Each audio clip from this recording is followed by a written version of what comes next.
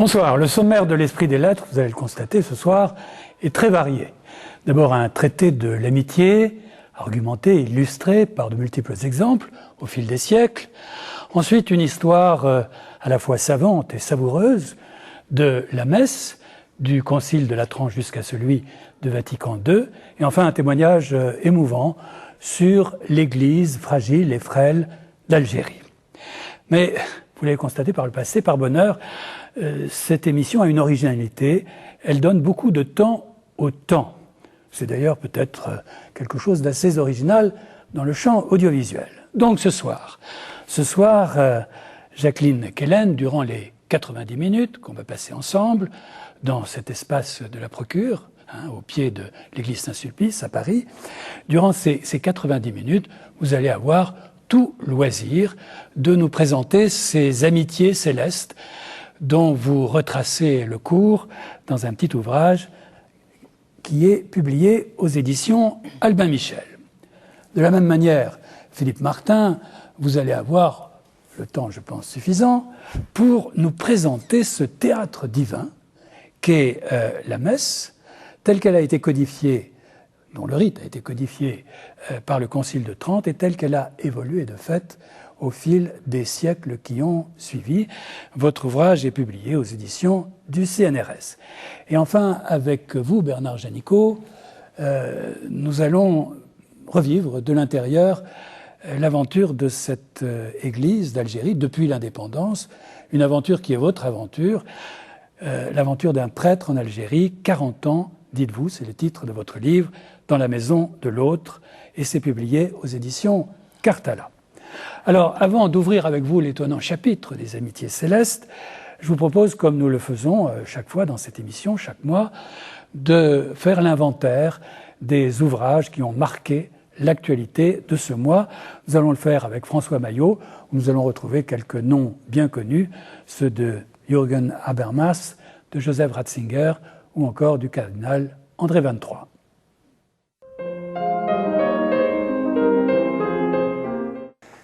La parution d'un livre du cardinal archevêque de Paris, président de la Conférence des évêques de France, est évidemment un événement, mais c'est également une grande joie lorsque ce livre, qui est un livre d'entretien, est un livre profond et extrêmement utile. C'est donc le livre du cardinal André XXIII, Une mission de liberté.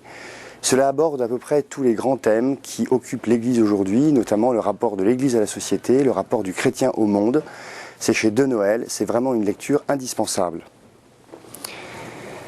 Un livre bilan sur une vie, c'est Xavier Emmanuelli qui se raconte Au seuil de l'éternité chez Albin Michel.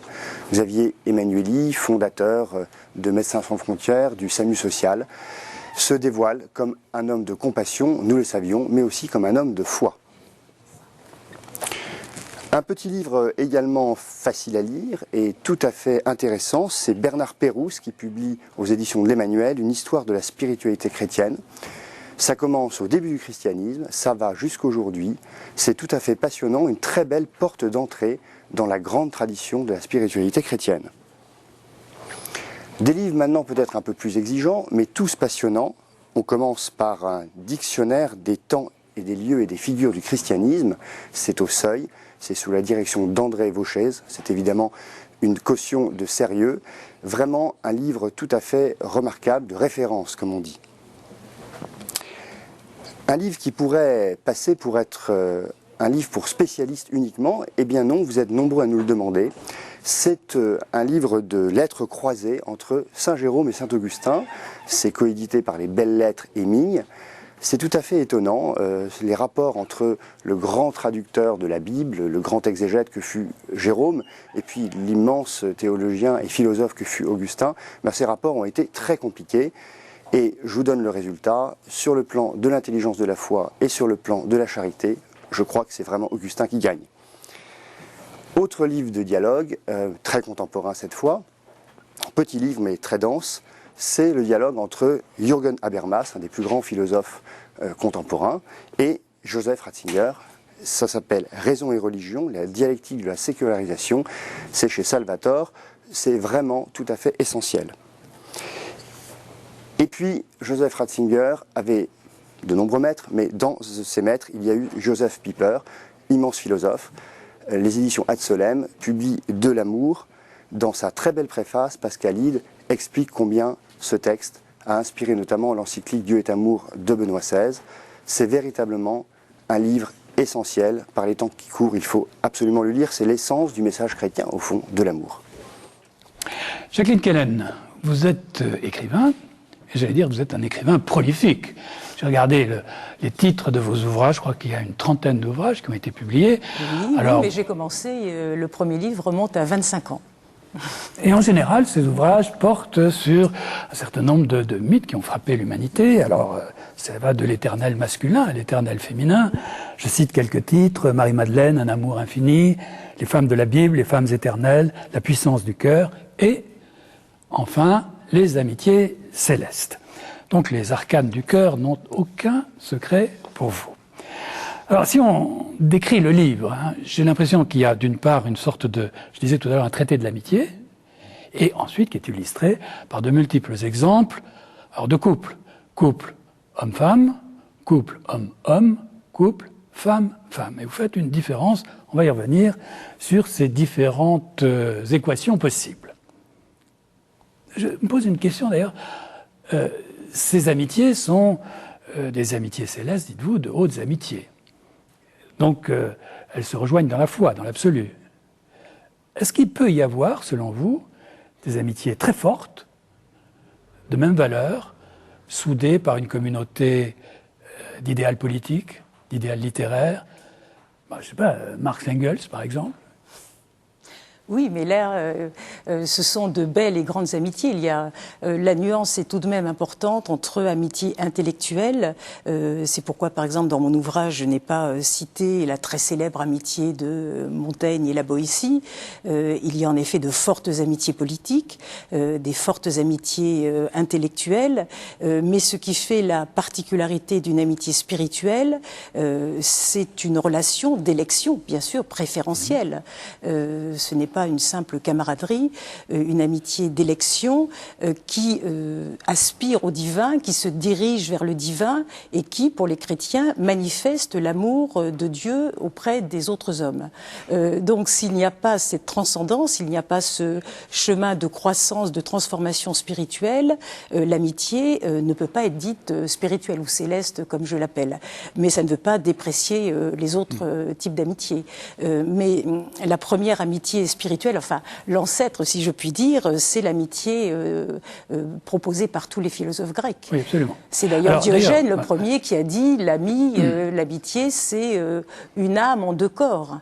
Et tous les anciens philosophes et les anciens Cicéron aussi ont repris ce thème de l'amitié comme vraiment l'âme en deux corps. Alors on va revenir à ce concept de l'amitié tel qu'il a été vécu dans l'Antiquité, qui est à la base de votre ouvrage. Au départ de votre livre, vous faites une distinction, vous distinguez bien ce qui relève de l'amour, du sentiment, et ce qui relève de l'amitié. On a le sentiment, quand vous parlez de l'amour, ce sentiment est qualifié comme inconstant, fragile, capricieux, éphémère, égocentrique, fait très mal. Oui. En revanche, l'amitié, c'est une sorte de vertu. C'est désintéressé, elle est attentive, elle est fidèle, elle est centrée sur autrui, elle est claire, elle est douce. Est-ce qu'on peut faire une distinction aussi radicale entre amour et amitié ? C'est toujours intéressant de faire des distinctions, puisque notre époque se caractérise par la confusion. Pour moi, la confusion, c'est le mal, ou le mal, c'est la confusion. Il me paraît très important de distinguer les choses, mais qu'est-ce que l'amour et qu'est-ce qu'aimer veut dire? Sous le mot amour, en effet, il y a désir, il y a passion, il y a sentiment, il y a engouement, et puis il y a aussi amour mystique. Et il y a l'amitié. Donc quand je parle de l'amour, comme vous l'avez redit de façon un peu, non pas dépréciative, mais souvent qui fait mal, et bien avant moi, Sénèque l'a décrit ainsi, le sentiment amoureux, et puis Proust en a fait toute son son œuvre, le sentiment amoureux est tout à fait inconscient, capricieux, il me tombe dessus et puis un jour il disparaît. Alors que ce qui est de l'ordre de l'amour, qui est de l'ordre aussi de l'intelligence, c'est une grande différence. Pour moi, le sentiment amoureux est souvent très niais, où il rembête. L'amour véritable est la grande intelligence. Vous employez le mot, il est sot. Oui, il est sot. Oui, on devient très bête. Oui, on devient très bête. Alors que l'amour véritable, en effet, qui traverse les péripéties du sentiment, les péripéties des émotions, qui est beaucoup plus, qui s'attache à ce qui dure, à l'âme ou au cœur, eh bien, l'amour, lui, rend intelligent. L'amour est visionnaire, le véritable amour. Et l'amitié, je voudrais quand même avoir la réaction, parce que je sens que Philippe Martin est quand même un peu étonné par... Oui, la brutalité des propos m'étonne un peu. Ne croyez pas que le meilleur amour, c'est de pouvoir aimer et que l'être aimé est aussi le meilleur ami au sens où vous l'entendez? C'est-à-dire qu'on peut très bien avoir cet amour qui est désir de s'approprier l'autre, tout en espérant profiter de soi-même pour faire l'épanouissement de l'autre. C'est-à-dire que je ne sais pas, un amour où on aurait en même temps quelqu'un qui vous dirait « je t'aime et tu es mon meilleur ami », ça serait merveilleux. Parce que vous avez une vision quand même de l'amour qui est très... Oh, je n'ai pas parlé de ma vision de l'amour, parce que ça pourrait être très, très, très long. Non, ce qui est très caractéristique pour moi, l'amitié, qui est extrêmement rare, donc c'est bien une vertu beaucoup plus qu'un sentiment, c'est une quête d'un sens supérieur ou de la sagesse. L'amitié est la pédagogue de l'amour, apprendre à aimer. Et l'amitié, justement... Simone Weil en a tellement bien parlé, cette jeune philosophe et grande mystique, c'est justement accepter de ne pas posséder l'autre. Toute l'amitié repose sur cette distance, ce respect de l'autre, de l'altérité, qui fait que jamais, justement, je ne posséderai, je ne capturerai l'autre. Et ça, c'est quand même très différent. Et sans nul doute, quelqu'un que l'on aime peut être un grand ami ou une grande amie, mais l'amitié suppose en effet qu'il n'y a pas une relation de désir ou de séduction entre les deux amis. Donc c'est pourquoi il est délicat, me semble-t-il, à la fois de pouvoir vivre une relation dite d'amour ou amoureuse et une relation d'amitié. Mais je ne fais pas des grandes distinctions radicales. Je pense un peu quand même à un couple qui me vient dans la tête, c'est le couple maritain. Est-ce que le couple maritain n'a pas réussi à vivre un peu ce que vous venez de dire, c'est-à-dire à la fois une grande amitié, y compris une amitié intellectuelle, enfin avec une assistance mutuelle très forte, un partage intellectuel très fort, et en même temps, enfin je le pense, un vrai amour humain, il me semble. Est-ce qu'il n'y a pas quand même quelques cas, et j'espère qu'il n'y a pas que celui-là, donc Jacques Maritain et Raissa Maritain au début du siècle. Oui, du dernier. Oui. Mais la question n'est pas de dire l'amitié c'est mieux que l'amour. Moi, ma question, ce qui me questionne, moi je n'ai pas de réponse. Moi j'étudie, je lis parce que je me questionne, et entre autres, une question qui va occuper toute mon existence, c'est en effet... Qu'est-ce que l'amour et que veut dire aimer? Donc, moi, je me pose des questions et j'aime aussi les situations de défi et les situations limites. Et je trouve que l'amitié spirituelle est en effet ce défi permanent qui exige d'un homme ou d'une femme de s'acheminer vers le meilleur de soi et le moins facile, en effet. Et quand j'ai l'air d'être sévère par rapport à ce qu'on appelle très communément amour ou être amoureux, en fait, je me bats contre les stéréotypes. Nous sommes totalement conditionnés par des schémas sociaux, familiaux, etc. Nous répétons des schémas, alors que l'amour est une invention perpétuelle. Et ces hommes et ces femmes qui ont inventé, si je puis dire, ou qui se sont acheminés sur cette voie très risquée, très rare, c'est très rare une grande amitié spirituelle, sont des êtres d'exception. L'amitié est réservée aux meilleurs, je pense. Elle est réservée aux hommes de bien, disaient les anciens. Vous l'avez dit tout à l'heure, vous enracinez votre propos dans la philosophie grecque. Oui. Avec, vous rappelez un certain nombre d'expressions de Cicéron, alors là c'est les latins, ce que l'homme a reçu de meilleur de la part des dieux. Ou encore Aristote, dans l'éthique à Nicomaque, faire le bien plutôt qu'en bénéficier, et surtout, l'amitié, dit-il, et vous reprenez l'expression, est une âme dans deux corps. Ce qu'on va retrouver d'ailleurs chez Diogène, Horace, Virgile ou encore chez Saint-Augustin. Tout à fait. Ils reprendront, et même Thomas More et même Thomas Merton a beaucoup célébré et pratiqué l'amitié, ce grand trappiste du XXe siècle. Mais Thomas More et Erasme reprennent aussi, eux qui sont humanistes et qui sont pétris donc de grec et des latins, et dans leurs lettres, dans leur correspondance, ils reprennent en effet non pas ces formules, mais ces choses qu'ils vivent en disant tu es la moitié de mon âme. C'est extraordinaire. Avec la gradation qu'on doit aux Grecs, Eros, Philia, Agapé. Oui, alors ça, c'est une invention chrétienne. C'est une invention Agapé. chrétienne. Agapé, oui, puisque Eros a été liquidé, ou du moins ne figure pas dans les évangiles. Ça, c'est un énorme débat, donc nous n'allons pas entrer dans ce débat, mais c'est intéressant. Je pense en effet que l'amitié spirituelle entre hommes et femmes, qui est celle que j'ai trouvée la plus représentée dans l'histoire de la chrétienté, cette amitié spirituelle est justement cette fine fleur de la relation entre un homme et une femme qui peut s'approcher ou donner le mieux une image ou une saveur, je dirais même une saveur de l'agapé. Et je me posais la question moi-même, puisque chez ses amis, ce sont finalement tous des catholiques, et je me posais la question pourquoi il n'y a pas du moins je n'en ai pas trouvé de très connu d'amitié chez les protestants. Et un pasteur que j'interrogeais il n'y a pas très longtemps m'a dit « mais peut-être », donc tout ça soulève de grands débats, peut-être parce que, comme chez les protestants, le pasteur n'est pas obligé d'être célibataire, il peut se marier, donc en effet, sans nul doute, l'amitié chez les protestants peut se vivre, comme vous le disiez, davantage entre hommes et femmes mariés. Donc tout ça pose beaucoup de questions. L'échelle entre Eros, Philia, Agapé, pour les Grecs, en effet, Philia était, non pas confondue, mais était équivalente à la quête de la sagesse. L'amitié était pratiquée comme un exercice spirituel, si je puis dire. Donc ça, c'est admirable. Alors, avant d'en venir au protestantisme, avant le protestantisme, en réalité, et vous le montrez bien dans votre livre, toute la théologie médiévale et aussi tout l'esprit monastique a repris Mais oui. dans l'Antiquité ce concept de grandes amitiés. Des amitiés qui ont été parfois à l'origine de fondations monastiques. Oui, et je pense que ça c'est un des beaux, c'est la fécondité, c'est une relation quelle qu'elle soit.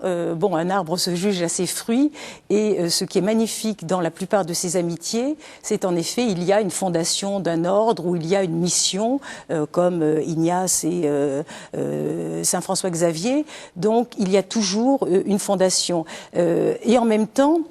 Je pense aussi à ce grand Saint Bernard et son amitié pour Guillaume de Thierry, une amitié qui était un coup de cœur immédiat.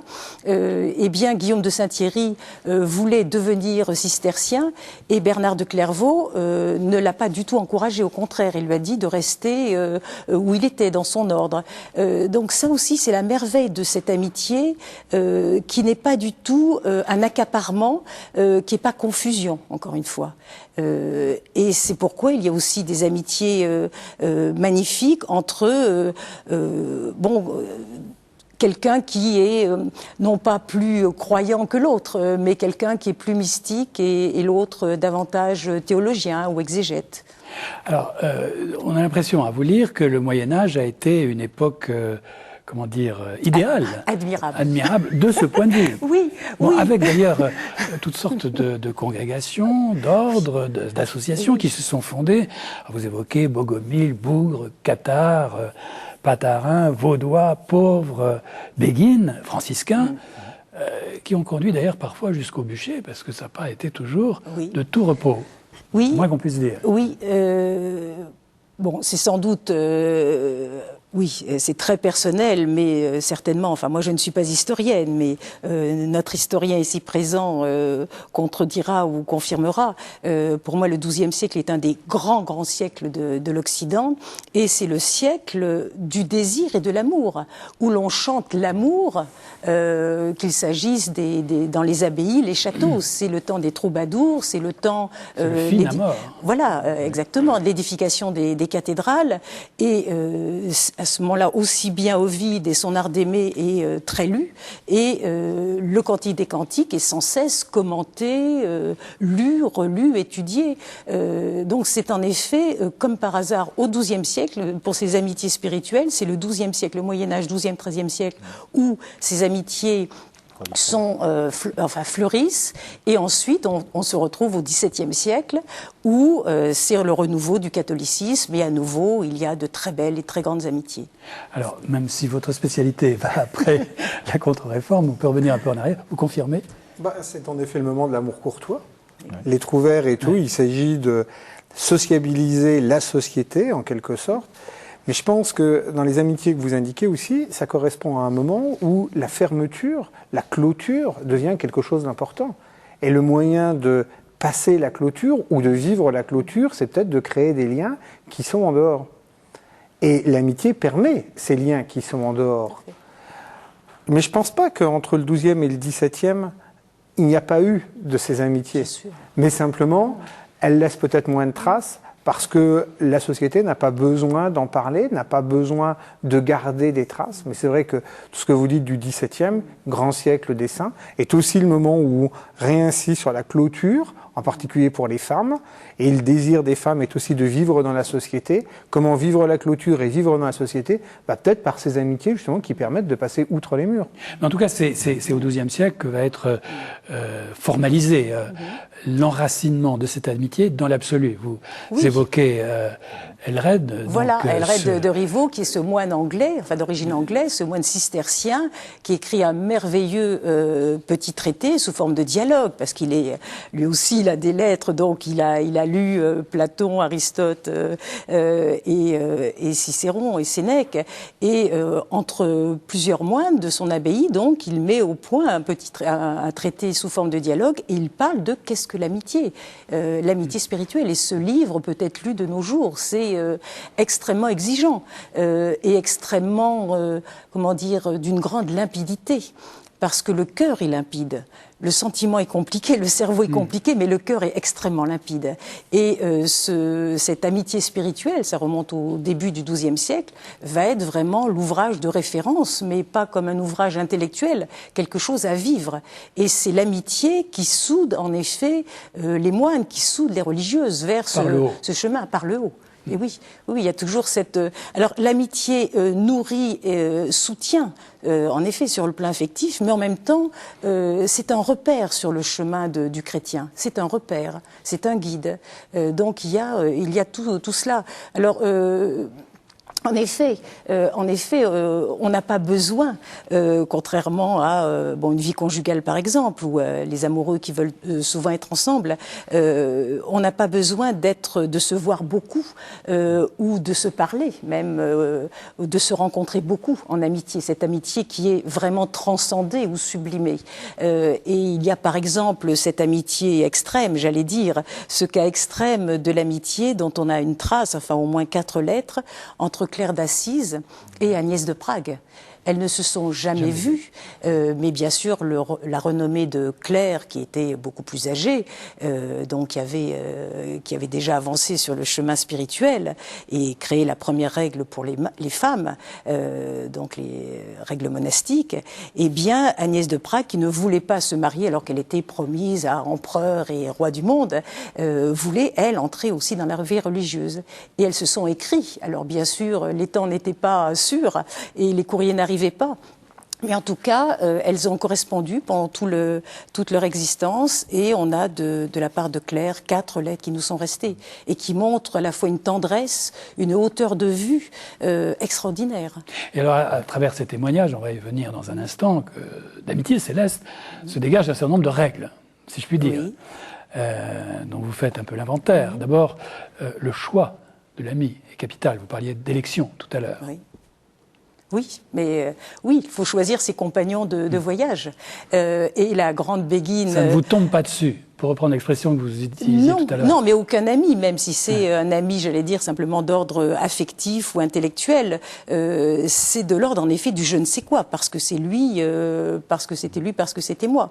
Donc là, il y a une sorte d'élection. Ça peut être aussi un coup de foudre au sens de l'amitié.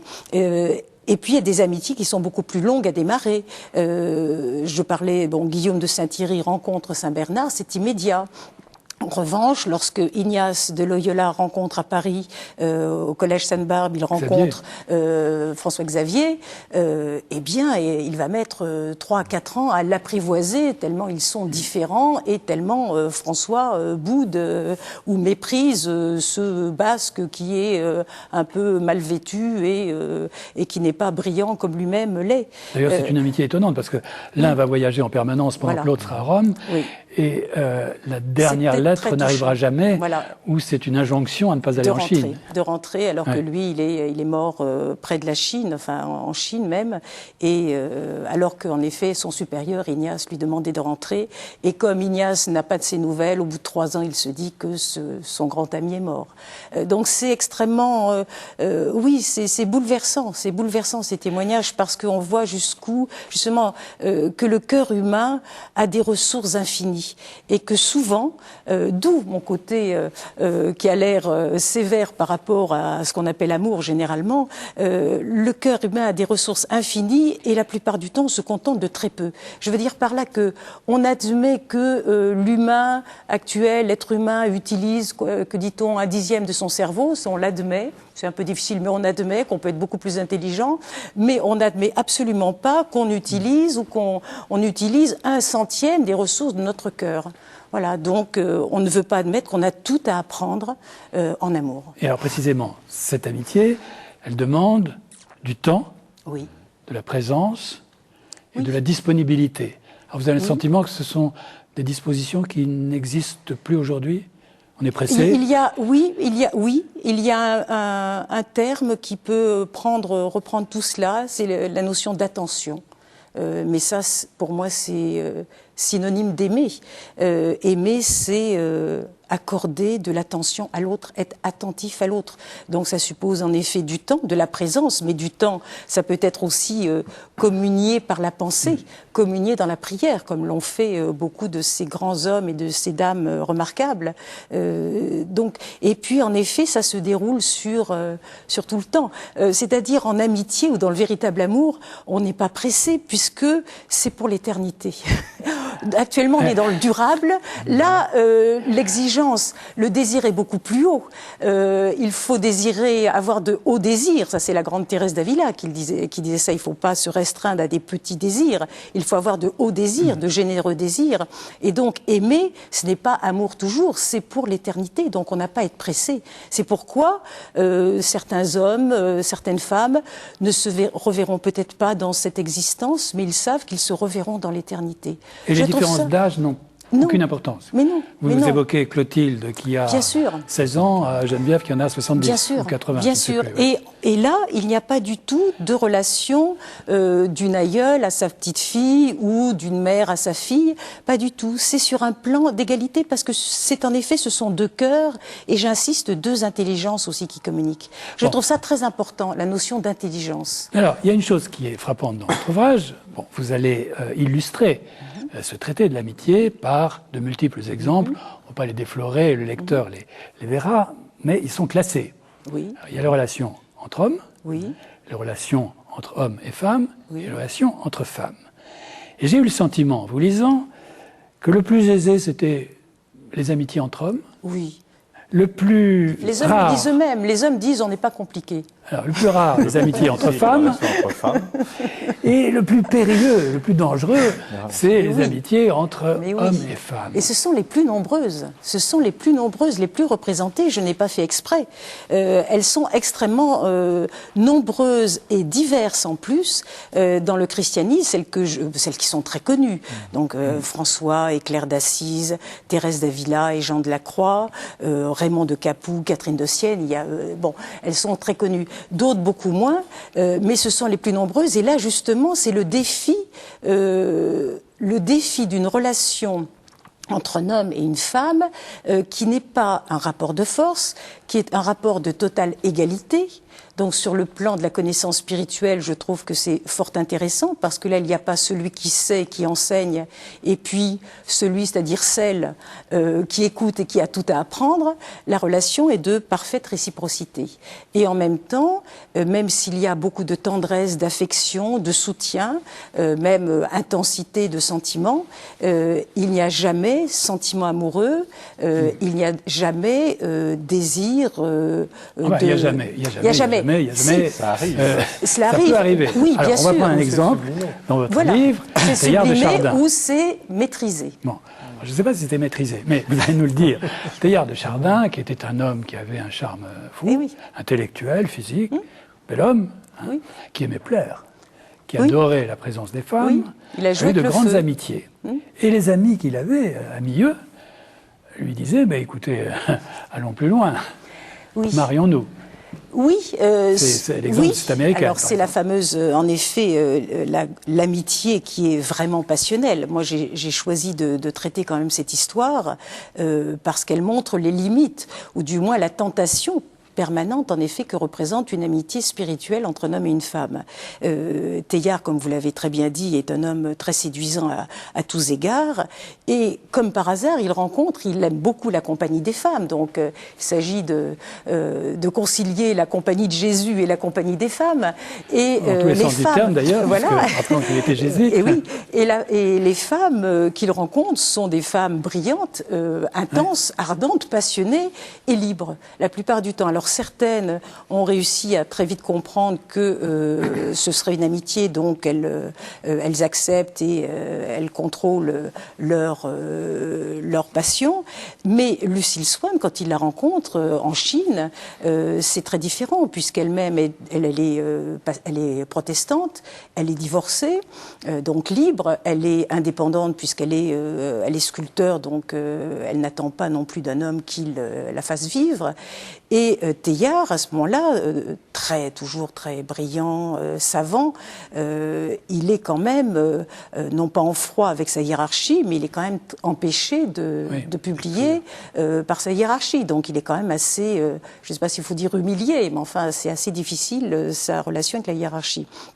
Et c'est une relation vraiment passionnée. Les lettres en témoignent, ce n'est pas de l'invention. Et en plus, Teilhard écrit des pages magnifiques sur l'homme, la femme et l'amour. Et tout ça, bien sûr, avec des majuscules, parce qu'il adore les majuscules. Bon. Et à ce moment-là, on se dit très bien quelle est cette théorie. Ça, c'est le problème des intellectuels. Je parle et j'écris sur l'amour ou sur la femme. Mais voilà une femme vivante qui se présente et passionnée. Et à ce moment-là, que fait-on? Ah non, j'appartiens à Dieu, je suis prêtre, etc. Et c'était une lutte permanente, absolument terrible, même pathétique, parce que jusqu'au bout, à 70 ans encore, il se retrouve à New York et ce n'est pas apaisé. Et Teilhard dit à Lucille Swann, mais espacons un peu nos visites. Il est troublé. Il joue avec le feu quand même. Mais totalement. Bon. Moi, c'est ce que je pense. Il joue avec le feu et alors, donc justement... c'est pas tout à fait un modèle. Non, c'est les limites. Ce qui est intéressant, c'est les limites. Moi, j'ai voulu parler de ça. Souffrir terriblement les femmes qu'il aime. Voilà. Et elle-même en a beaucoup souffert. Alors, elle a aussi de l'humour parce qu'elle dit parfois, elle dit, mais écoutez, Pierre, laissez votre Dieu dont vous parlez, il paraît tellement abstrait, tellement lointain, tellement froid. Laissez-moi vous le rendre un peu plus présent et un peu plus chaleureux. Oui. C'est très. Alors, avant d'en finir avec votre ouvrage, il y a quand même quelque chose qui m'a frappé, et je pense que ça a frappé nos autres écrivains. C'est la différence que vous faites entre l'homme et la femme. Bon. Parce qu'il n'y en a pas? Non, mais attendez. Enfin, la manière dont vous le formulez. La plupart des femmes rêvent de se vouer à un homme. Ah oui. Bien. Elles établissent leur relation sur un plan affectif, beaucoup plus que sur un plan intellectuel. Elles sont avant tout sentimentales, les femmes, n'est-ce pas? Elles sont sentimentales, capricieuses, dépendantes ou possessives. L'homme, lui, pense sans la femme.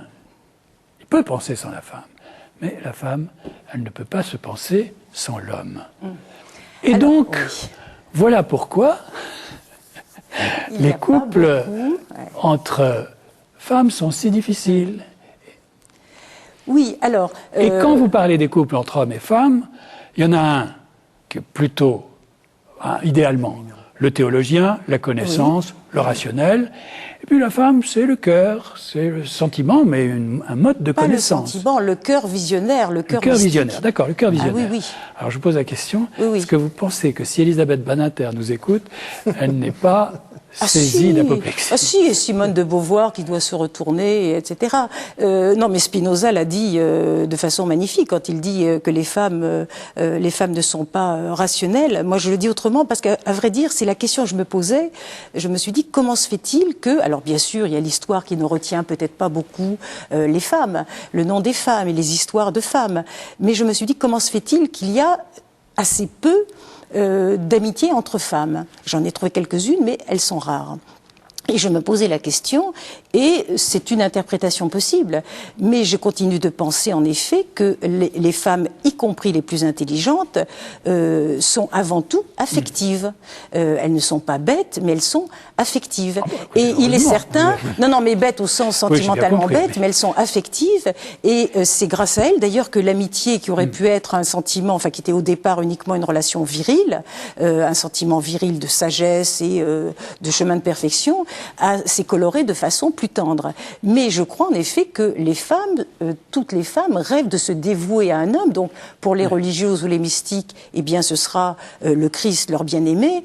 Mais je pense que les autres amitiés passent après. Alors, et je le déplore, Un mot, parce que j'aimerais avoir votre réaction sur cette... Dans le cas de l'amitié entre femmes, je pense aussi qu'il y a peut-être ce qu'on appelle un effet de source. Beaucoup de femmes ayant des amis proches, on n'a pas besoin d'écrire. Elles n'ont pas besoin de laisser de traces. Et quand on voit dans les biographies, par exemple, de religieuses qui meurent dans un couvent, eh bien, on voit l'affection qui les entoure et quelque part cette émulation. Mais je pense que ces amitiés, elles, n'ont pas laissé de traces. L'espace d'une femme est beaucoup plus, dans les temps anciens j'entends, est beaucoup plus spatialement restreint que celui des hommes. Et donc, si on est à 2 ou 3 cellules l'une de l'autre, pourquoi s'envoyer des lettres ? Vous savez, on a retrouvé quelquefois, et François de Sales lutte contre ça, des petits billets que certaines religieuses se font passer. Et François de Sales leur dit, il en est hors de question, arrêtez de vous échanger vos chapelets, etc. Il ordonne que tous les ans, on remettra dans une espèce de panier tous les chapelets qui ont circulé, pour les redistribuer justement, pour pas avoir ces affections et tout. Bien. Alors, je voudrais rappeler donc le titre de votre livre, Les Amitiés Célestes. C'est aux éditions Albin Michel. Nous n'avons pas évoqué tous les exemples que vous donnez, mais qui sont évidemment très, très intéressants, j'allais dire, dans leur diversité. Tout à fait. Voilà. Alors, si nous allons marquer une première pause avec Mathilde Mayeux et son coup de cœur du mois. Et ce mois-ci, Mathilde Mayeux n'a pas retenu un auteur, mais elle a retenu des paroles à la fois riches et diverses, celles de catéchumènes.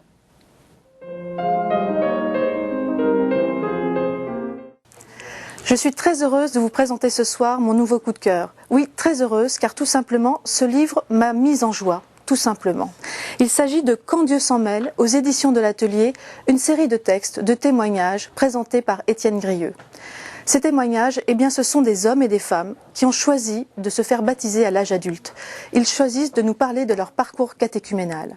C'est extrêmement touchant. Ils se livrent avec beaucoup de profondeur, de simplicité aussi. Et cela m'a énormément touchée. J'ai été très touchée par leur diversité. Ils viennent de France et d'ailleurs. Ils sont jeunes, moins jeunes. Ils ont vécu des choses difficiles parfois, ou des choses très simples aussi. Mais un jour, la foi est apparue. Cela a fait tilt. Et ils ont commencé à cheminer spirituellement. Et puis, dans un second temps, quelque chose de très intéressant qui se dégage, c'est cette étude qu'Étienne Grieux mène. Jour après jour, il va regarder ce que disent ces hommes et ces femmes. Il va en dégager une saveur toute particulière. Il va nous faire comprendre qu'il constitue la richesse de l'Église aujourd'hui. Pour toutes ces raisons-là, ce livre est une petite merveille, car il ne dit qu'une seule chose, la joie d'être en Christ. Le théâtre divin, une histoire de la messe du XVIe au XXe siècle, aux éditions CNRS. C'est le titre de votre ouvrage, Philippe Martin. Je rappelle que vous êtes professeur d'histoire moderne à l'université de Nancy, Nancy 2 si je ne me trompe, et vous êtes spécialiste de l'histoire des dévotions, les paroisses, les livres de piété, les pèlerinages, tout ça n'a aucun secret pour vous. vous avez beaucoup écrit sur la Lorraine, puisque vous êtes nancéen, figure de la mort en Lorraine du XVIe au XIXe siècle, et puis sur Nancy, du Moyen-Âge au XXe siècle. Alors je dois dire que quand j'ai abordé votre livre, alors d'abord on a toujours un petit peu peur, édition du CNRS, on dit ça va pas être coton. Puis quand même c'est assez conséquent, il y a un peu plus de presque 400 pages, une histoire de la messe, et c'est formidable.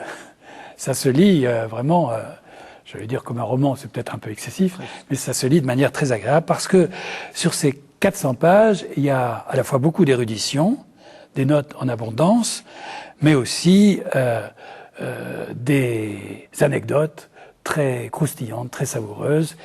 Et puis surtout, votre livre bouscule un certain nombre d'idées reçues. Alors d'abord, moi je voudrais vous demander comment vous est venue l'idée de faire ce livre. Alors c'est bien serré dans le temps, hein. C'est entre le Concile de Trente, qui codifie le rite, et puis qui définit théologiquement la messe, jusqu'au Vatican II. Tout simplement parce qu'un ami m'a fait mention que finalement l'acte qui est l'acte des chrétiens le plus essentiel, le plus évident, au moins une soixantaine de fois dans l'année, n'avait pas d'histoire. Et cette absence d'histoire, finalement, bien souvent on disait, finalement c'est pas la peine de faire l'histoire de la messe, puisque entre le Concile de Trente, donc on va simplifier, le milieu du XVIe siècle et le milieu du XXe siècle, le Concile de Vatican II, il ne s'est rien passé. Certains disaient Vatican II a tout cassé, d'autres ont dit Vatican II a tout restauré, mais en tout cas, depuis 4 siècles, il ne s'était rien passé. Et ce que j'ai voulu montrer, c'est qu'en réalité, les choses ne sont absolument pas aussi simples. Alors, vous l'abordez à la fois en historien, en sociologue, en anthropologue. C'est un objet de science, si je puis dire. Est-ce que c'est aussi un objet de foi? Parce que la messe, vous le dites à un moment donné, c'est la porte ouverte vers le ciel, avec, on y reviendra peut-être tout à l'heure, la fameuse transsubstantiation. C'est un objet de foi pour les fidèles. Là, en tant qu'historien, mon avis et ce que je vis n'a rien à voir ici. Mais pour les fidèles, c'est à la fois un objet de foi et un objet social. C'est les deux. Et c'est ça qui fait que le rite est aussi important, que le rite est aussi vivant, parce que finalement, une fois au moins dans la semaine, chacun peut projeter en public soit sa foi, soit ses dévotions, soit le manière, on parlait il y a un instant des amitiés, le moyen de rencontrer l'âme sœur aussi à l'église, ou tout simplement ses beaux costumes et tout.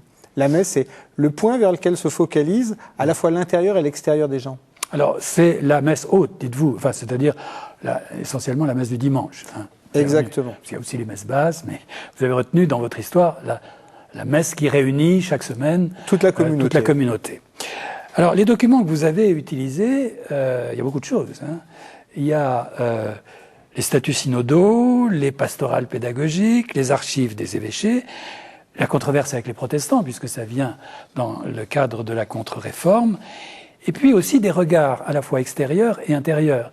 De voir regard extérieur parce que la littérature, le cinéma, le théâtre ont évoqué ce point essentiel dans la vie des chrétiens. Exactement. Alors ça va depuis De Funès, puisque le premier gendarme commence par un épisode à la messe, hein, ou le petit baigneur aussi, ou Don Camillo.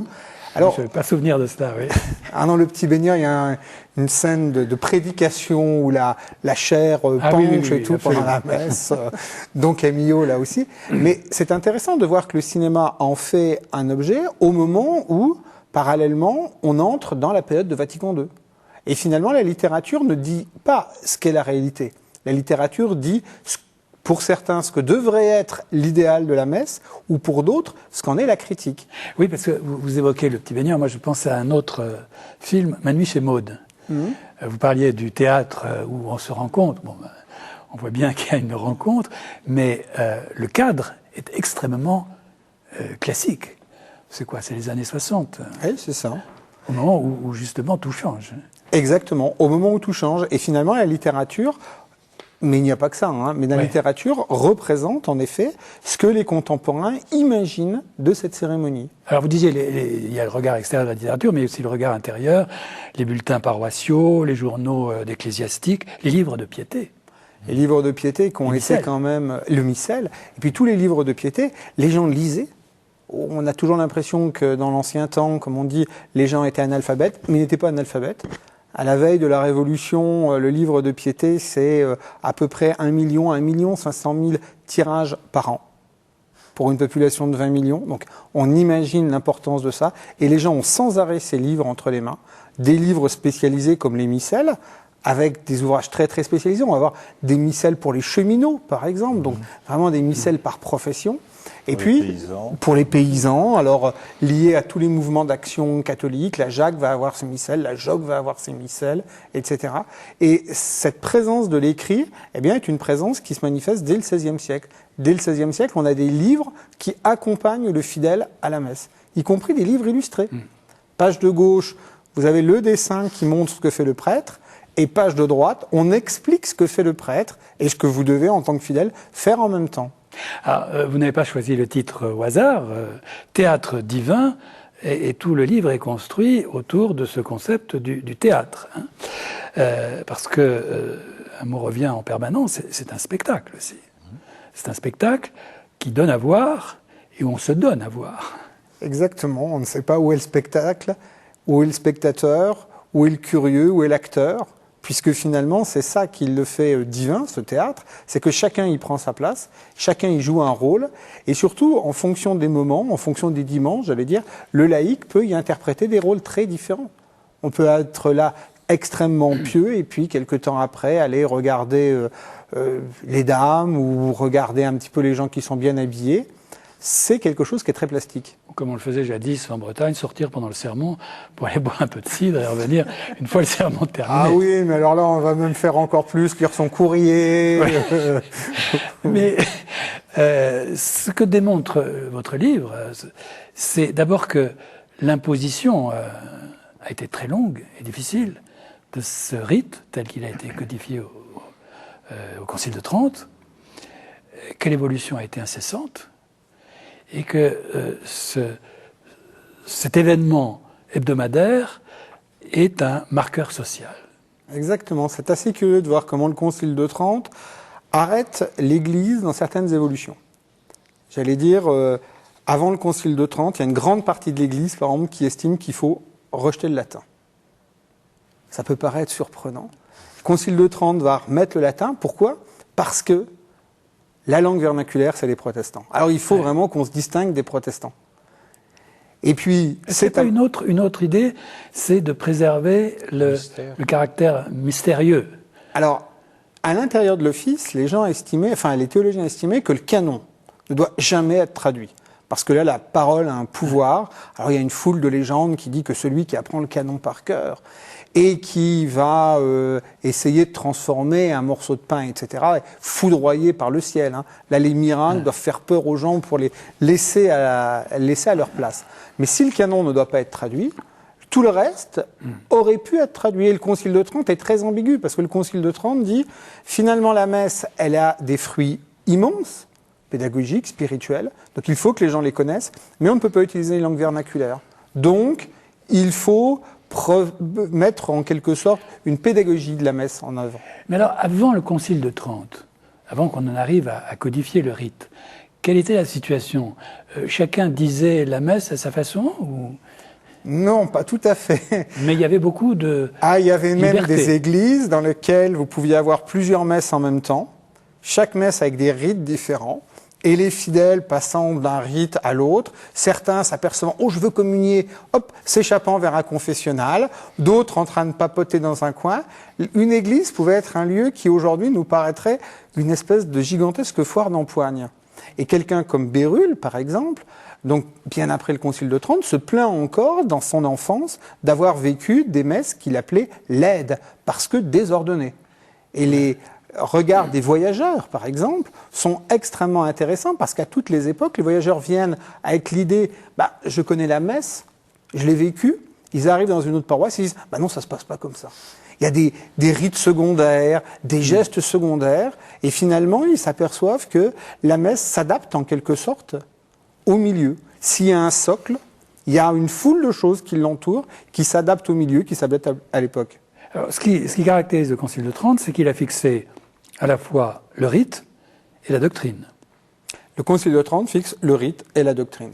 Mais le Concile de Trente, c'est Rome. Et en France, on n'est pas toujours très favorable à Rome, donc on va mettre du temps à prendre Paris ça. en particulier. Oh, Paris est un lieu de fronde. Et le Concile de Trente sera appliqué très très tard. D'autant plus que appliquer le Concile de Trente, pour le roi, ça serait appliquer les ordres du pape. Ce qui veut dire que le rite qui apparaît vers 1560, en France, va véritablement s'imposer partout vers 1860. Il faudra près de 3 siècles. À la veille de la Révolution, il y a à peine un quart des diocèses qui suit à la lettre le rituel romain. Et c'était donc une sorte d'utopie de la part du Concile de Trente. C'était le rêve d'avoir un rite, une doctrine identitaire et universelle. C'est-à-dire qu'on se retrouvait à travers l'ensemble des pays avec la même langue, le même rythme, les mêmes gestes, la même manière de fonctionner. Exactement, c'est une utopie, mais une utopie quand même qui, même si elle n'a pas totalement réussi, a permis quand même d'uniformiser, donner une unité. Là, on parlait il y a un instant des amitiés célestes. Ben, pour beaucoup de gens, la messe est un moyen de créer ces liens entre amis. Quand Bérulle a des amis qui sont ordonnés, il n'y est pas, mais dit « je vais célébrer en même temps que vous ». Et se crée une espèce de communauté à travers le monde, parce que même s'il y a des différences, il y a quand même quelque chose qui se passe. Alors, du point de vue de la doctrine, qu'est-ce qui va caractériser le Concile de Trente dans sa définition de la messe? C'est la transsubstantiation, c'est la scène, c'est-à-dire que le Christ redevient présent à travers la conversion du pain et du vin. Je pense qu'il y a 3 choses qui sont rappelées par le Concile de Trente. Et en effet, vous venez de le dire, la transsubstantiation. La deuxième chose, c'est la hiérarchie. La hiérarchie des espaces, la nef d'un côté pour les fidèles, et dans la nef on sépare les hommes et les femmes, le chœur du prêtre, et les fidèles n'ont pas le droit de rentrer, donc on va mettre des barrières. Mais en même temps, la troisième chose, c'est la connaissance. Et donc on va abattre, par exemple, les jubés, c'est ces espèces de murailles qui existaient entre... Qui préservaient entre... le secret de la célébration. Exactement. Donc c'est ces 3... Donc c'est visible et hiérarchisé. Exactement. Chacun à sa place. Chacun sa place. Chacun sa place, de manière à ce que, sur Terre, se crée quelque chose qui soit un petit peu le reflet d'une hiérarchie céleste. Alors du coup, il va y avoir de multiples questions qui peuvent paraître d'intendance, mais qui vont être capitales. C'est la nature du vin, c'est la dimension de l'hostie, c'est... Imaginez-vous un paysan du XVIIIe siècle. Imaginez-vous ce paysan, et puis imaginez même au Canada, avec quelques Indiens. Imaginez un missionnaire qui leur fait un cours sur la transsubstantiation. Voilà. Je pense que ce sera délicat. Mais par contre, prenez le même missionnaire qui leur dit « Ah, je n'ai plus de vin, donc je ne peux plus célébrer ».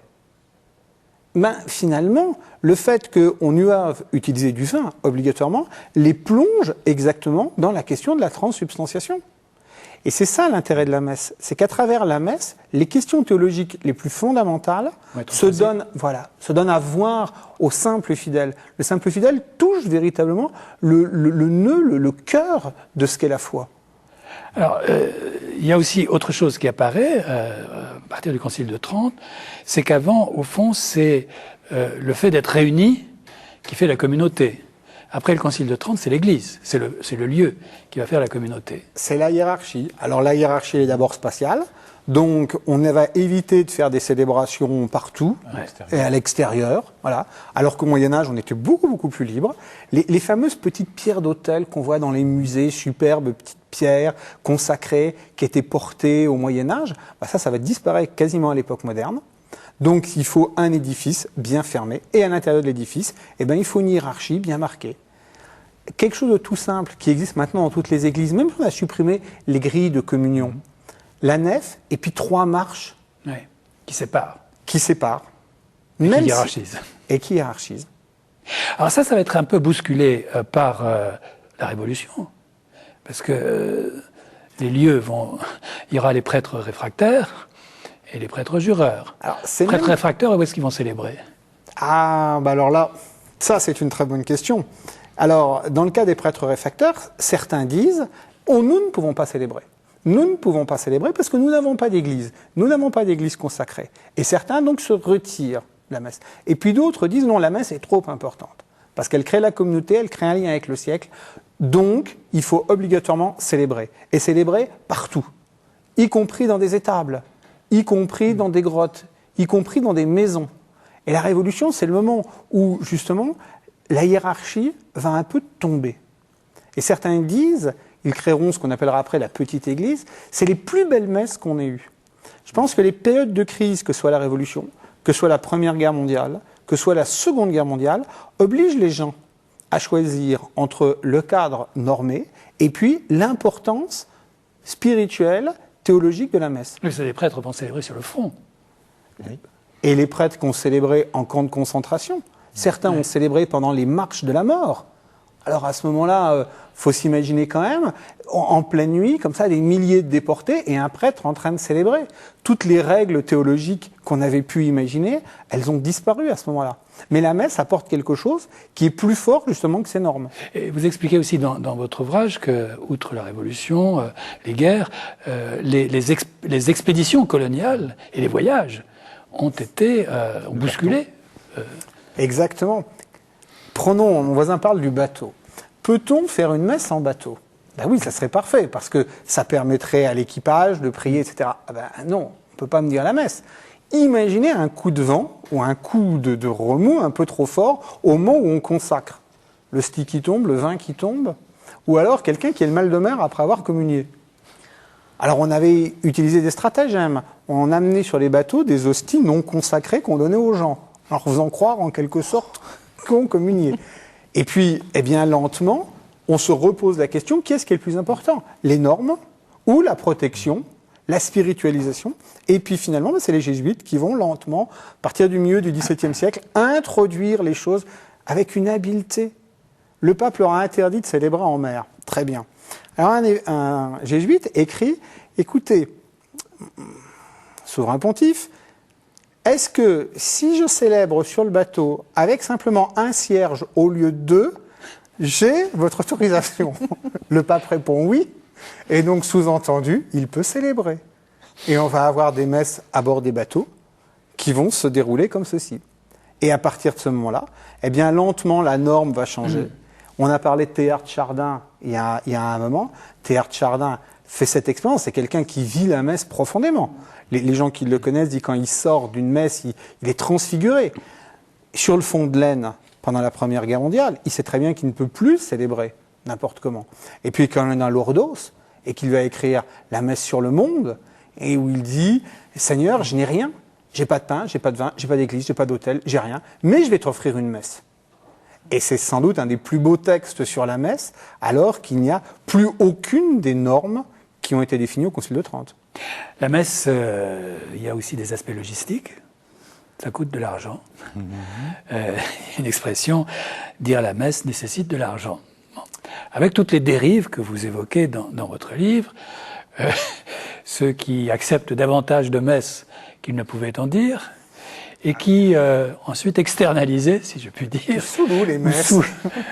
Tout à fait.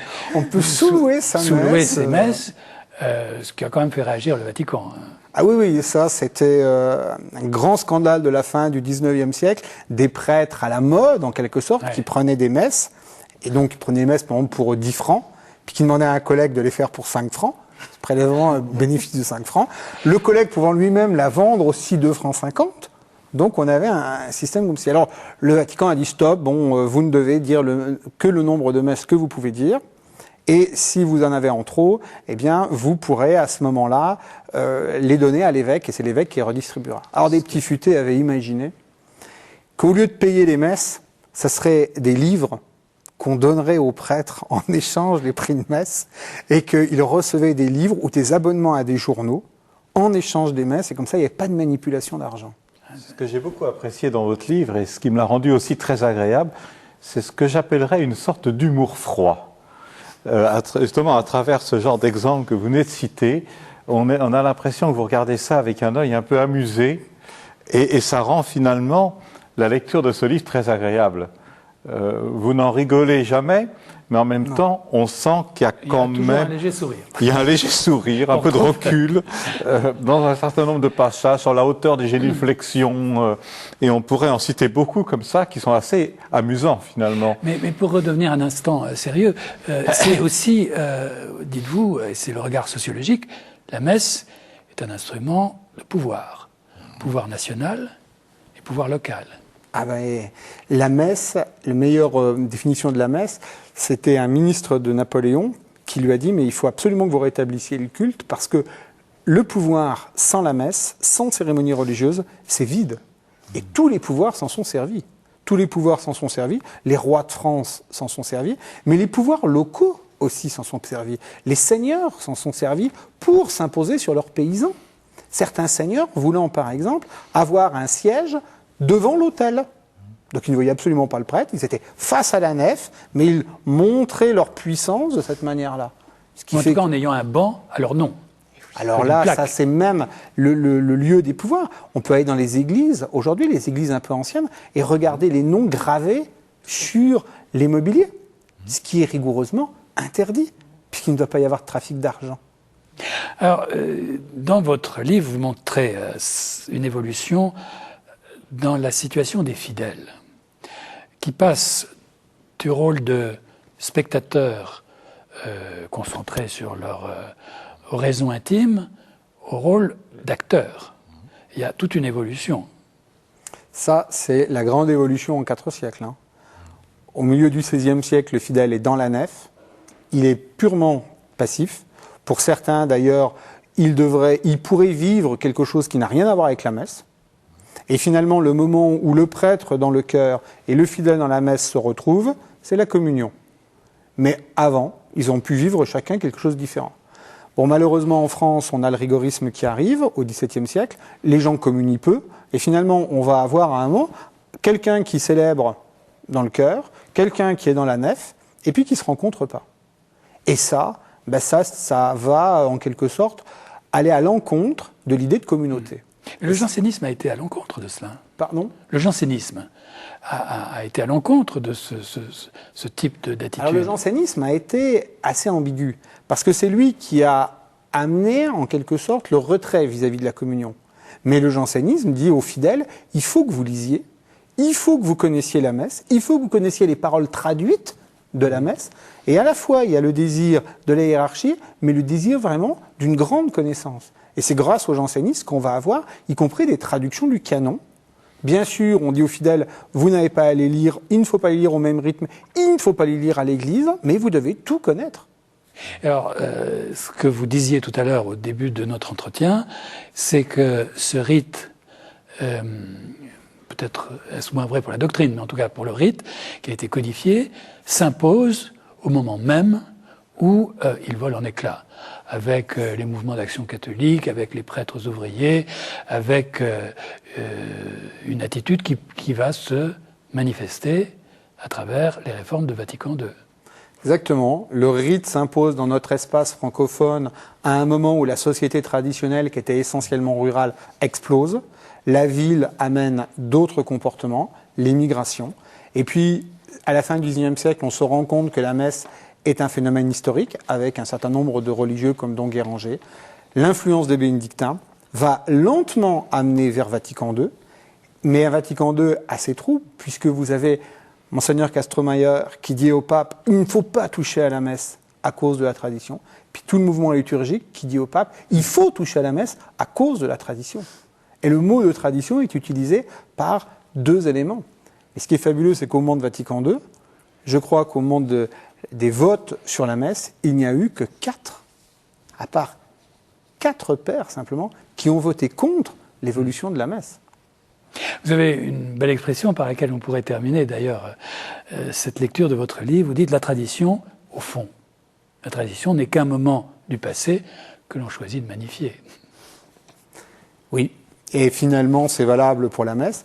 Pensons aussi à sortir un petit peu peut-être du cadre catholique, c'est valable dans une foule de religions. Bien sûr. Dans une foule de religions, on s'arrête à un moment. Pourquoi à ce moment ? À partir du moment où on en est conscient, à partir du moment où on sait pourquoi on fait son choix, il faut l'adopter, il faut l'accepter. mais il n'y a pas de tradition éternelle. La messe de Vatican II peut paraître aujourd'hui peut-être très moderne. La messe de Trente apparaissait comme très moderne et a eu ses opposants au XVIe siècle. Et un certain nombre de titulaires de rites particuliers ont trouvé Trente beaucoup trop révolutionnaire. Alors pour ceux qui viennent de vous écouter, je crois qu'il n'y a pas de doute, il faut lire ce livre, Le théâtre divin, une histoire de la messe, du XVIe au XXe siècle, aux éditions CNRS. Avant de traverser la Méditerranée pour prendre le chemin de l'Algérie avec vous, Bernard Janicot, je vous propose, comme là encore nous le faisons chaque mois, de brosser avec Jean-François Rode le portrait de l'auteur du mois. Et le choix de Jean-François s'est porté ce mois-ci sur la personnalité d'un théologien jésuite qui est professeur au Centre Sèvres à Paris, Christophe Théobald.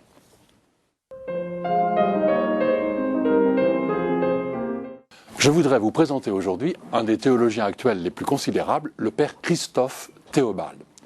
Il est né en Allemagne, à Cologne, il est membre de la Compagnie de Jésus dans la province de France, il est professeur de théologie dogmatique et systématique aux facultés jésuites du Centre Sèvres à Paris.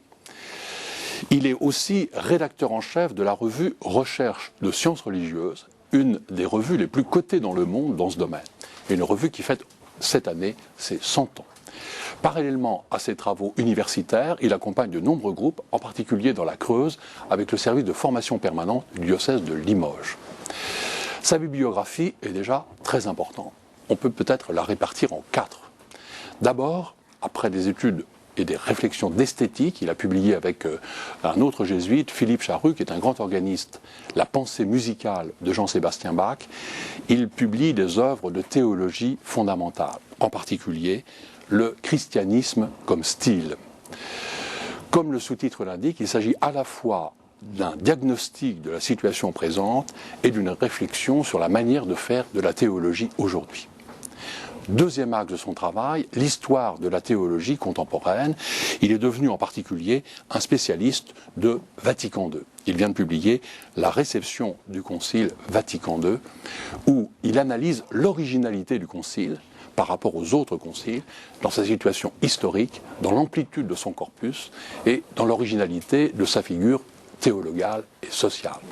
Il a publié aussi, dans les traces de la Constitution Dei Verbum, vous savez que cette Constitution est une des plus importantes de Vatican II, puisqu'elle traite de la parole de Dieu dans l'Écriture et dans la tradition. Ces livres peuvent paraître un peu intimidants pour le non-initié, mais ce sont des œuvres très importantes.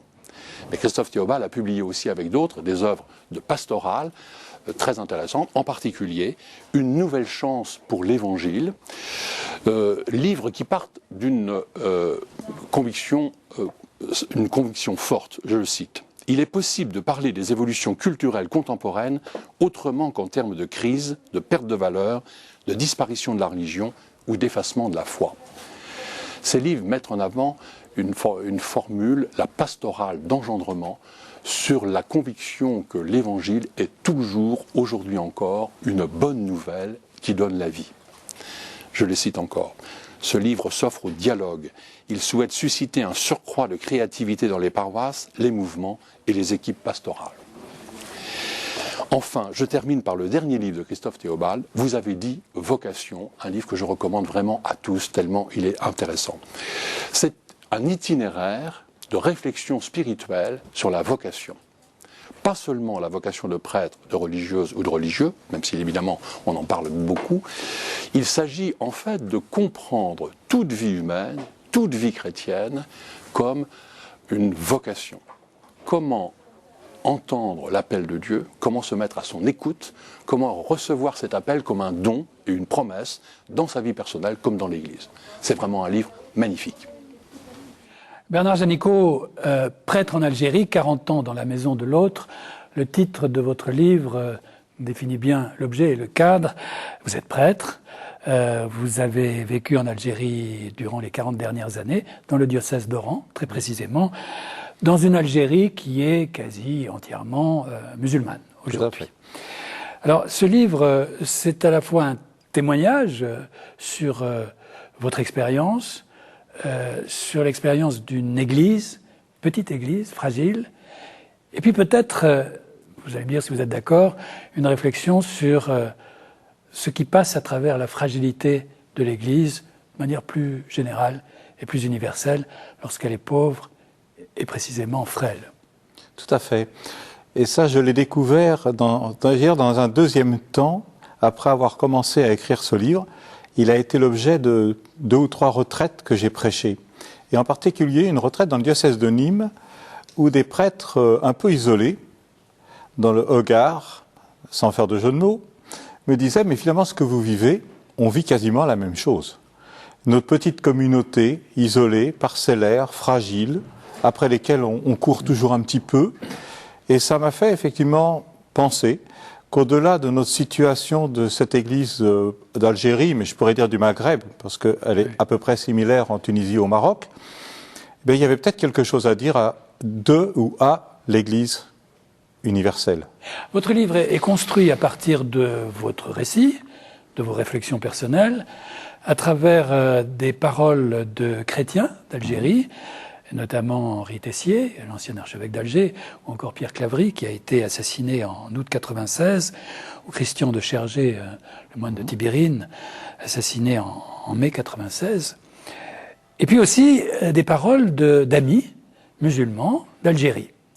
Et enfin, je dirais, des histoires simples d'amitié que vous racontez. Alors la première histoire, c'est la vôtre, une amitié avec l'Algérie qui est née un peu par hasard. Oui, tout à fait. Je ne suis pas pied noir. Je n'ai découvert l'Algérie que bien après l'indépendance, en 69. Et un peu par hasard, tout simplement parce qu'il fallait faire le service national, que je n'avais pas envie tellement de le faire dans une caserne, et que s'offrait à moi la possibilité d'être coopérant. Et j'ai choisi cette voie de la coopération. Et par le hasard des dossiers militaires, je me suis retrouvé en Algérie à enseigner le français et les maths, alors que j'ai une formation plutôt de prof de français. Mais bon, on s'adapte. Oui.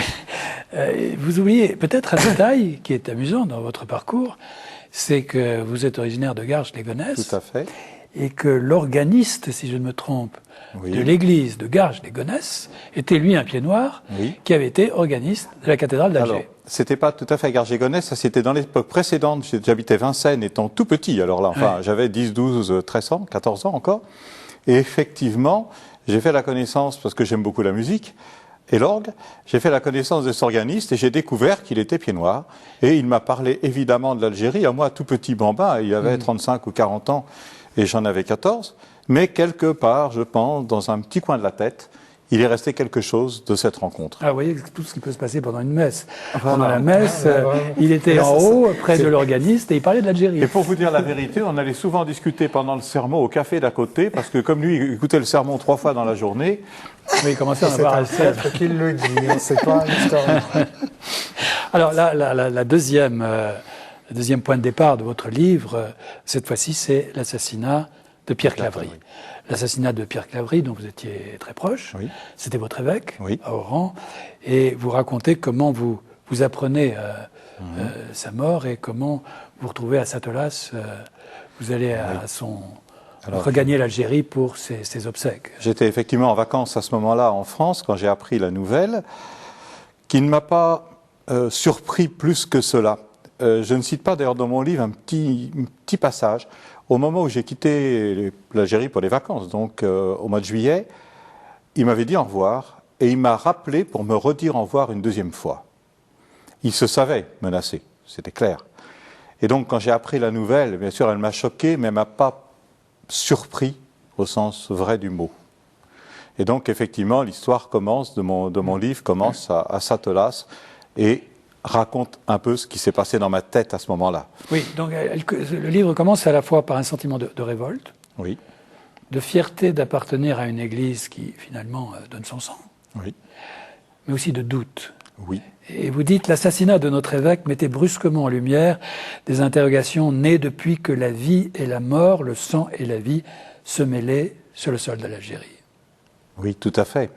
On était passé, et ça a continué malheureusement encore après la mort de Pierre Claverie, par des années où tout était mélangé dans nos têtes, où on ne savait plus à qui se fier vraiment, où au nom de Dieu, et j'y insiste pas mal dans mon ouvrage, on tue au nom de Dieu, où on croit tuer au nom de Dieu. Enfin, et tout ça bouleverse un tas de schémas. Et quand on est prêtre et qu'on essaye de dire une parole sur Dieu ou de penser une parole sur Dieu, on arrive à des moments où on est mené au silence. On sent ne dans sait votre plus quoi livre dire. qu'il y a un avant Ah oui. et un après cette vague de violence. Ah oui, tout à fait. Vous dites, même si nous répétons à tous nos amis que l'islam, ce n'est pas cette violence, il n'empêche que les crimes perpétrés l'étaient bien au nom de ce même islam. Bien sûr. Et c'était à la fois douloureux pour nous, étrangers chrétiens vivant en Algérie, mais la douleur était peut-être encore plus grande chez nos amis musulmans qui ne se reconnaissaient évidemment pas du tout dans cette violence et qui étaient de loin les plus nombreux évidemment et qui pour eux aussi la question se posait très fort, mais quelle est l'image de Dieu? Où est Dieu là-dedans? Et donc effectivement ça a été il y a un avant et un après, effectivement, dans nos consciences à tous, je crois, non seulement dans la mienne. Dans un pays qui a pris beaucoup de retard. Dans un pays qui, économiquement, a pris beaucoup de retard. Et où sont nés, ont émergé des comportements nouveaux. Oui. Quand je dis des comportements nouveaux, c'est le culte du secret, la crainte de la trahison.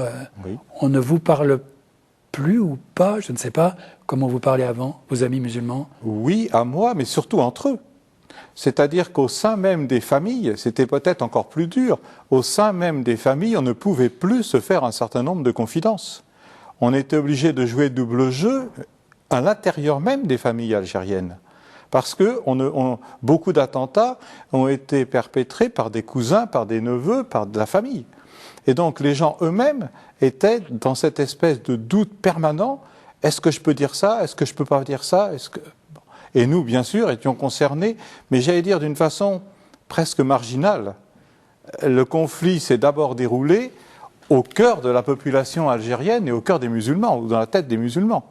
Nous, on était, oui, à côté, concernés, mais quand même un peu à côté.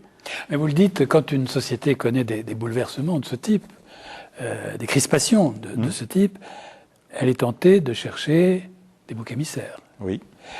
Est-ce que vous interprétez, par exemple, l'ordonnance du 28 février 2006, qui réglemente le culte, comme répondant un peu à cette tentation? Oui et non. Oui, parce que bon, il y a sûrement un peu de ça derrière, mais en même temps, elle répond, je crois, à un autre phénomène dont il est un petit peu difficile de parler, et je vais essayer d'en parler le plus gentiment possible. C'est le phénomène de l'émergence des églises évangélistes en Algérie et dans le Maghreb. C'est-à-dire que de fait, depuis une vingtaine d'années, d'abord liées à des groupes américains, maintenant elles se sont autonomisées, sont apparues des communautés évangélistes très prosélytes et très virulentes, et souvent très anti-islamiques, jouant en plus sur la division berbère-arabe. Et cela inquiète l'État. Alors, est-ce que l'ordonnance de 2006 est d'abord un phénomène lié à l'islamisme, ou est-ce que c'est un phénomène lié aux églises évangélistes? Nous, on nous a affirmé que c'était plutôt le deuxième phénomène, et que l'Église catholique ne serait pas touchée par cela. En fait, c'est pas vrai. L'Église catholique est aussi touchée. L'enfermement de la société algérienne aujourd'hui. Un enfermement? Il y a une islamisation, ça c'est clair, une islamisation des mœurs. Je serais tenté de dire, même si le mot n'existe pas, une sorte de moyen-orientalisation de la société, avec dans la tenue vestimentaire, dans les pratiques. Bon, ça c'est incontestable. Il y a aussi, en même temps, d'une façon plus marginale, une grande ouverture chez un certain nombre d'intellectuels. Et je crois qu'il est bon de dire les deux en même temps. Il n'y a pas que un phénomène de fermeture. Vous avez aussi, et j'en parle un peu dans mon livre, des phénomènes nouveaux comme Internet. Oui. Bon, les voyages, même si les Algériens ne voyagent pas autant qu'ils le voudraient, mais tout de même ils voyagent. La venue aussi maintenant d'un certain nombre d'étrangers en Algérie, puisque le pays s'est tout de même rouvert depuis quelques années. Tout cela fait qu'un certain nombre de gens s'ouvrent. Je pense surtout à Internet. Une petite anecdote là, mais qui est très significative. Un ami me demande il y a quelques semaines, qu'est-ce que c'est Thésée? Alors je lui dis ce que c'est que Thésée. Et je lui dis, mais pourquoi tu me poses la question? Mais il me dit, parce que je suis en correspondance par Internet avec Thésée et je trouve ça passionnant. Bon, c'est un musulman pratiquant qui me disait ça. Voilà, ça fait partie aussi de ces phénomènes d'ouverture. Vous avez le sentiment que l'antagonisme Occident-Orient, qui est alimenté par un certain nombre de conflits mondiaux que l'on connaît aujourd'hui, progresse en Algérie? Il existe depuis toujours, mais les conflits ne s'arrangeant pas, Oui. ils continuent, évidemment. Le conflit palestinien étant évidemment le plus aigu, le conflit irakien étant venu se rajouter par-dessus. Mais le plus aigu, le plus central, c'est le conflit palestinien, Israël-Palestine. Mais alors, dans cette société dont vous dites qu'elle connaît une crise de gouvernance, une crise d'identité aussi, spirituelle, et, Oui, culturel. l'Église d'Algérie est une église frêle, fragile, qui a peu de moyens, mais qui est très bien considérée. Oui, ça peut paraître paradoxal. Ça, je crois que ça ne l'est pas. Et j'explique un peu dans un des chapitres de mon livre que c'est peut-être parce que justement, elle est frêle, fragile, qu'elle ne fait plus peur, et que ne faisant plus peur, elle peut reprendre avoir une certaine parole dans la société algérienne. Au fond, je pense que notre Église est toute petite, mais qu'elle est de l'ordre du symbole. Elle est de l'ordre de l'ouverture. Même malgré sa toute taille minuscule, là, elle est, pour beaucoup d'intellectuels algériens et d'amis qui nous rencontrent, pas seulement des intellectuels, elle est au fond le symbole d'une ouverture à autre chose. Ça me paraît très fort, et ce n'est pas incompatible, je crois même l'inverse, avec sa fragilité, sa petitesse, sa pauvreté et tout ce qu'on peut dire. Alors vous-même, très concrètement, vous travaillez dans un centre de documentation économique et sociale, qui est un lieu de rencontre pour de jeunes universitaires. Tout à fait. Et qui vous a conduit. Alors, il faudrait rappeler qu'avant, vous l'avez dit tout à l'heure, enseigné, je crois, à Saint-Augustin. Oui, j'ai enseigné pendant 3 ans les maths et le français. Mais vous avez connu des jeunes gens. Et j'ai connu enfants. À l'époque des jeunes gens qui avaient 13-14 ans, voilà, 15 que ans. vous retrouvez maintenant. Qui sont adultes, mariés, pères de famille maintenant, évidemment. Et se sont créés des liens profonds. Oui, oui. Alors là, je rejoins peut-être le livre de Madame. De vraies amitiés. Sur l'amitié. Ce ne sont peut-être pas des amitiés aussi élevées, mais je pense que notre vie, la mienne et celle de beaucoup de mes confrères ou consoeurs, est une vie d'amitié. Et c'est ça qui nous tient. Et je cite dans le livre deux des toutes premières amitiés qui font que je suis encore en Algérie, je pense, qui sont 2 de mes anciens élèves, donc qui ont maintenant 50 ans, avec lesquels il y a des relations avec l'un très régulières, avec l'autre moins régulières, mais qui sont vraiment des gens sur lesquels je sais que je peux compter, avec lesquels on peut parler sans tabou d'à peu près tous les sujets possibles, y compris religieux, dans le respect l'un de l'autre. Et vous citez ça dans votre introduction, le fait de savoir que l'autre est un autre. Et ça me paraît important, dans le respect de l'autre, tel qu'il est, dans sa foi musulmane, sans prosélytisme. Après, bon, si lui désire autre chose, c'est son problème, mais sans prosélytisme. Et c'est vrai que ces amitiés me nourrissent, oui. C'est un peu le cas la plupart des prêtres et des religieux qui se trouvent en Algérie, qui vivent de cette manière l'Église. Alors vous dites c'est une Église, d'abord c'est une Église essentiellement urbaine aujourd'hui. Oui. Alger, Oran, Annaba. Oui, quelques autres grandes villes, et puis des toutes petites communautés dans certaines villes de l'intérieur. Dans le sud, des hauts plateaux. Oui, c'est ça, quelques petites communautés. Et puis, évidemment, les camps d'expatriés. Et les camps d'expatriés. Mais ça, c'est des chrétiens de passage. C'est des chrétiens de passage. Et dans les petites communautés, on a aussi parfois des chrétiens de passage que sont les Africains subsahariens. Oui. Par exemple, dans une ville comme Tiaret, il y a actuellement une centaine de chrétiens, donc, qui sont à 99% des chrétiens subsahariens, qui font des études. Alors, qui sont de passage, mais comme ils se renouvellent, ça permet tout de même à la communauté d'exister réellement. C'est quand même une église qui diminue. Oui. Je veux dire en volume, et qui ne se renouvelle pas suffisamment, en tout cas à votre gré. Oui, qui ne se renouvelle pas suffisamment parce que nous vieillissons, et puis parce qu'on a actuellement des difficultés assez sévères pour obtenir les visas. je peux le dire parce que c'est sur la place publique. Donc l'État algérien est assez réticent actuellement à donner des visas longue durée à des prêtres ou des religieuses qui veulent venir s'installer en Algérie. Ce n'est peut-être que conjoncturel, mais enfin pour le moment, donc ça complique un peu notre vie. Mais c'est aussi une manière de vivre votre christianisme et de vivre l'Église dans ce pays, c'est-à-dire que vous n'avez aucune certitude sur votre destin. Enfin, je dis le destin de l'Église. C'est pour ça que j'appelle ça dans la maison de l'autre. Et au début, j'avais même failli prendre comme titre dans la main de l'autre. Et puis là, ça m'avait paru un peu sévère quand même. Mais dans la maison de l'autre, oui. C'est-à-dire que comme on est invité dans la maison de l'autre, on n'est pas tout à fait chez nous en Algérie. Et n'étant pas chez nous, nous ne sommes pas les maîtres de notre destin. Alors ça a un aspect parfois qui peut être un petit peu lourd à porter. Quand on est responsable, comme je le suis, d'une bibliothèque et que je sais que, bon, elle peut durer 25 ans encore comme elle peut durer 15 jours. Et c'est vrai de toutes nos institutions. C'est un peu lourd. En même temps, ça nous donne une chance, spirituellement. C'est d'être une église dépouillée. Une église, je vais prendre un terme foucaultien, mais j'appartiens à la famille de Foucault, une église qui essaye de s'abandonner à la grâce. Qui n'a pas, en fait, elle ne peut pas se baser sur elle-même, cette église. Elle ne peut pas, c'est pas possible, même si elle le voulait.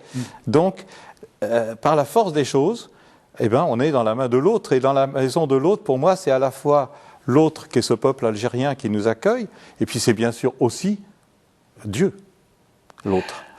Mais vous dites à un moment donné dans votre livre, l'hôte, je ne dis pas l'autre, oui. L'hôte de l'autre, oui. Il peut devenir encombrant. Oui. La famille peut aussi se reconnaître dans ce que vit et pense l'hôte. Oui. Et là, ça devient à la fois intéressant, mais dangereux. Oui. Parce que elle peut même se convertir aux idées de l'hôte. Tout à fait. J'essaie de dire ça sous la forme d'une parabole. Mais c'est vrai que on parlait tout à l'heure du père Théobald. Il nous avait prêché une retraite, une session en Algérie il y a quelques années, et il nous avait mis le doigt là-dessus en disant « Mais vous devez aussi quelque part déranger, parce que vos façons de vivre, vos façons la façon de concevoir la vie, la relation entre hommes et femmes, etc., beaucoup de choses, vous perturbez forcément un peu ceux qui vous accueillent. Et vous pouvez les perturber négativement, c'est-à-dire qu'ils vont vous rejeter, mais vous pouvez aussi les perturber positivement, c'est-à-dire qu'ils vont se dire, mais finalement, ce que vit ce prêtre, cette religieuse, ces chrétiens qui sont là, et ça nous intéresse. Cette liberté dans la prière, ça peut nous intéresser. Cette manière de vivre peut-être plus ouverte, de considérer l'écriture d'une façon plus ouverte, ça peut nous intéresser. Et alors, on peut avoir à partir de là deux cheminements, soit des gens qui font franchement l'option du christianisme, soit des gens, et j'en ai plusieurs dans mes amis, j'en cite un ou l'autre, qui sans devenir chrétiens, ont pris, je pense, de moi, et d'autres, quelque chose qui modifie leur être et leur relation à Dieu et leur relation aux autres. Vous dites encore, c'est une église pauvre. Pas forcément au sens matériel, parce que, non pas que vous soyez riche, mais toujours dans ce genre de situation, on est toujours un peu plus riche que d'autres. Un peu plus riche que d'autres, mais pauvre en ce sens que vous n'avez, je le disais, aucune certitude sur l'avenir, aucun pouvoir, oui. Pauvre de relations de pouvoir. Oui, oui, bien sûr. C'est là aussi, c'est le fait d'être dans la main de l'autre, dans la maison de l'autre, c'est-à-dire que, de fait, on est à la merci de ceux qui nous accueillent. Et je crois que c'est là qu'est notre pauvreté la plus essentielle. Et je fais aussi le lien, au fond, avec la kénose. Parce que pour moi, fondamentalement, et ça a été une réflexion que j'ai menée, évidemment, pendant toutes les années aussi de terrorisme, je pense que quelque part, on est une église un peu de la kénose. C'est-à-dire une église qui s'efface, qui n'a pas de pouvoir, qui est un peu comme Jésus sur la croix, entre les mains du Père. Vous citez le père le père Christian Chessel, oui. qui est un des pères blancs qui a été assassiné en 1994 à Tizi Ouzou, et qui disait, depuis l'indépendance, L'Église d'Algérie a toujours cru que la présence avait un sens. La voici affrontée à un nouveau défi, celui de son dénuement, voire même de la mise en cause de son existence. Oui, alors j'espère qu'on n'en arrivera pas là, et je pense que beaucoup d'Algériens n'ont pas envie qu'on en arrive là. Parce que, justement, comme je disais tout à l'heure, notre présence compte à leurs yeux, même si on est très peu nombreux. Je pense que dans la bibliothèque, par exemple, que je dirige, il y a un certain nombre d'étudiants ou d'enseignants pour qui notre présence est importante. Et par exemple, dans les années de terrorisme, beaucoup nous ont remerciés, mais le mot est presque trop faible, de ne jamais avoir fermé nos portes. On a été une des seules structures dans la ville d'Oran, alors que les autres structures avaient fermé par peur du terrorisme, à être restées ouvertes en permanence. Ça fait aussi partie de ce que les gens peuvent penser de nous. Enfin. Et je voudrais alors, pour terminer, citer ce que vous-même citez, ce mot de Hans Küng à propos de la vérité. Oui. Je pense qu'il doit être le fondement de votre attitude en Algérie. Aucune religion n'a toute la vérité. Oui. Dieu seul a toute la vérité. Dieu seul, quel que soit le nom dont on l'appelle, est la vérité. Oui. Vous auriez pu aussi citer une phrase de Pierre Claverie qui dit quelque part « J'ai besoin de l'autre parce qu'il a aussi sa part de vérité à m'apporter ». Merci beaucoup Bernard Janicot. Je rappelle le titre de votre livre, Prêtre en Algérie, 40 ans dans la maison de l'autre. C'est donc aux éditions Cartala. Le livre de Philippe Martin, Le théâtre divin, une histoire de la messe, du XVIe au XXe siècle, aux éditions CNRS. Et enfin celui de Jacqueline Kellen, Les Amitiés célestes, publié aux éditions Albin Michel. Alors si vous voulez retrouver soit en totalité, soit des extraits de cette émission qui, je vous le rappelle, est coproduite par KTO, par la Procure et par le Jour du Seigneur, eh bien vous allez sur l'un des 3 sites, le Jour du Seigneur, la Procure ou KTO, et vous y retrouverez ces extraits ou la totalité de l'émission. Merci de nous avoir suivis et puis on se retrouve avec d'autres auteurs le mois prochain. Bonsoir.